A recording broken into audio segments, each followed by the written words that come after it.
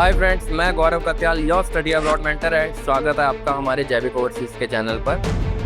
देखो, आज की वीडियो किसी व्यूज के लिए नहीं है, बल्कि आपको अलर्ट करने के लिए बनाई जा रही है। अगर आप 2026 में UK, US, Canada, Australia, New Zealand जैसी कंट्री प्लान करें अपनी स्टडी के लिए, तो ये वीडियो जरूर देख के जाइएगा। जो स्टडी अब्रॉड का सिस्टम पिछले 10 सालों से चलता आ रहा था, वो 2025 में पिछले 12 महीनों में बिल्कुल चेंज हो चुका है। तो 2026 में अगर आप प्लान कर रहे हैं तो इतना समझ लीजिए कि हमारी ड्रीम डेस्टिनेशन जो है वो अपनी दीवारें बड़ी कर चुकी है और दरवाजे बंद कर। आज मैं आपको सिर्फ ये नहीं बताऊंगा कि रूल्स क्या बदले जा रहे हैं, मैं आपको ये भी समझाऊंगा कि रूल्स क्यों चेंज हो रहे हैं, ताकि आप अपने लाखों रुपए, अपने पेरेंट्स के लाखों रुपए या अपना टाइम, सब चीजें बचा। तो सबसे पहले स्टार्ट करते हैं इंडिया की सबसे फेवरेट कंट्री जो कि है कनाडा। सालों से ये लगता था ना कि कनाडा सबसे ज्यादा सेफ है, फ्रेंडली है हमारे इंडियंस के लिए, लेकिन IRCC की रिपोर्ट से पता चलता है कि 80% इंडियन स्टूडेंट्स के वीजा रिक्वेस्ट डिनाई कर दिए गए हैं। 10 में से 8 बच्चे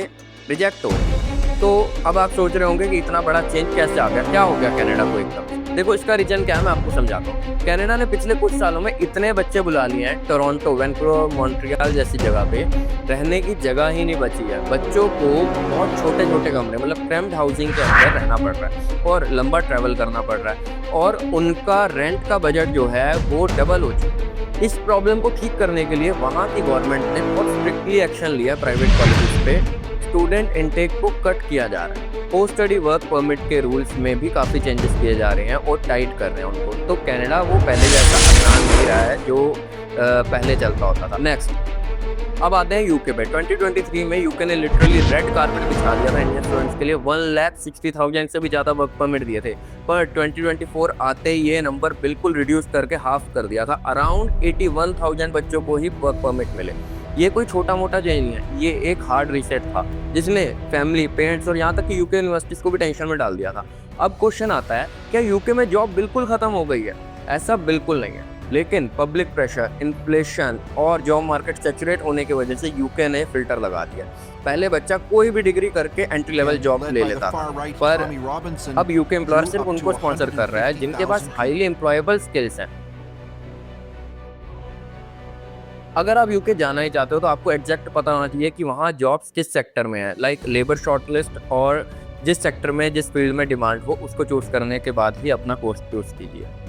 अब बात करते हैं यूएस और ऑस्ट्रेलिया की। यूएस में F1 स्टूडेंट वीजा में 27% का ड्रॉप आया। मार्च से मई तक में 2025 के बीच में 10,000 से भी कम वीजा इशू हैं, जो कि कोविड टाइम से भी खराब नंबर है।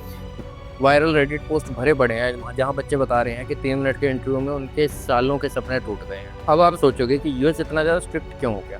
क्योंकि यूएस क्लियरली कह रहा है कि उन्हें सिर्फ हाई स्किल टैलेंट चाहिए। उन्होंने वीज़ा फीस डबल कर दिया। H1B वीज़ा के लिए कंपनियों को $1 लाख का वन टाइम फी देना पड़ेगा। और सबसे बड़ा कैच, फरवरी 2026 से उनकी H1B लॉटरी जो वेज बेस्ड हो जाएगी। इसका सीधा सा मतलब है कि अगर आप एंट्री लेवल सैलरी पर हो तो वीज़ा मिलने के चांसेस बहुत ज़्यादा कम है। यूएस सिर्फ सीनियर और वैल्यू एडिंग टैलेंट को ही अपने देश में रखना चाहता है। सेम यही चीज़ ऑस्ट्रेलिया भी कर रहा है। 2023 में वहाँ 5 लाख माइग्रेंट्स गए थे, पर मिड 2025 तक वो नंबर गिर के 2.5 लाख ही रह गया। उन्होंने फाइनेंशियल प्रूफ बढ़ा दिए, इंग्लिश को टफ कर दिया और इंटरव्यू स्ट्रिक्ट कर दिए। क्यों किए? ताकि वो नॉन जेन्युइन बच्चों को बाहर कर सके। ऊपर से वहाँ पे रेंट इतना बढ़ गया कि पहले से काफ़ी ज़्यादा हाई हो चुका है, जो कि स्टूडेंट को बेयर करना पड़ता है। तो अब क्वेश्चन ये है कि 2026 में हम करें क्या? तो फ्रेंड्स देखो, सारी दुनिया में हर कंट्री के अंदर इतने बड़े बड़े चेंजेस आने के बाद आप अभी भी अपने पुराने तरीके से ही चलोगे कि पहले कंट्री डिसाइड कर लेते हैं फिर कोर्स वहाँ जाकर देख लेंगे, तो आप डेफिनेटली रह जाने वाले हो। आपको अपनी स्ट्रेटजी बिल्कुल बदलनी पड़ेगी। सबसे पहले अपना करियर चूज़ करो, फिर उस करियर के अकॉर्डिंग अपना कोर्स फाइनल करो, और एंड में आपको कौन सी कंट्री और यूनिवर्सिटी आपके प्लान में फिट बैठती है उसको चूज़ करो। रूल्स भले स्ट्रिक्ट हो जाए, पर दुनिया को हमेशा टैलेंटेड लोगों की ज़रूरत होती है। यूएस जैसी कंट्री भी टैलेंटेड लोगों के लिए रास्ते ओपन करेगी, और सितंबर 2026 तक अपॉर्चुनिटीज़ थोड़ी आसान हो जाएगी।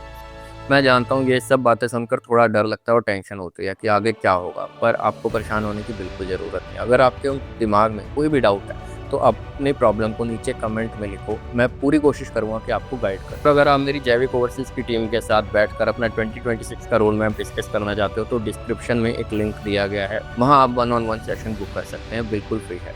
हम मिलकर देखेंगे कि आपकी प्रोफाइल के लिए बेस्ट और सेफ ऑप्शन कौन सा है। अगर इस वीडियो से आपको सही रियलिटी समझ आई हो तो चैनल को सब्सक्राइब जरूर करना, ताकि फ्यूचर में ऐसी कोई भी अर्जेंट अपडेट आपसे मिस ना हो। मिलते हैं अगली वीडियो में, अपना ख्याल रखिए। Thank you.